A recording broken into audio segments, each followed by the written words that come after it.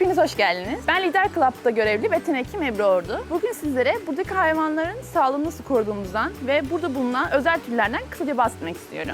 Ünümüzde bulunan köpeklerimiz hem dost yanlısı yapıları hem de çocukların en çok ilgisini çeken türlerden olmalarıyla önemli bir yer tutuyor. Tavşanlarımız özellikle çocuk ziyaretçilerin büyük sevgisini kazanıyor. Cüce keçilerimiz hem merak uyandıran hem de oldukça sosyal hayvanlar. Elbette hayvanat bahçemizde en dikkat çeken canlılardan biri tavus kuşlarımız. Renkli kuyruklarıyla hem görsel bir şölen sunuyor hem de doğadaki güzelliğin ne kadar etkileyici olabileceğini hatırlatıyor bizlere. Sülünlerimiz göz alıcı renkleriyle hayvanat bahçemizdeki en estetik türlerden biri. Bizim için her bir türün ayrı önemi var. Her birinin davranışlarını, sağlık durumlarını ve günlük ihtiyaçlarını yakından takip ediyor. Onların en iyi koşullarla bulunması için ekip olarak çalışıyoruz. Keyifli bir gün geçirmek için Lider Club'a bekliyorum.